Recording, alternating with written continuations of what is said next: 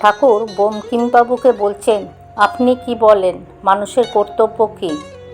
বঙ্কিম বলছে, আগে তা যদি বলেন তাহলে আহার নিদ্রা আর মৈথুন। ঠাকুর বিরক্ত হয়ে, তুমি তো বড় ছ্যাঁচড়া, তুমি যা রাত দিন করো তাই তোমার মুখ দিয়ে বেরোচ্ছে।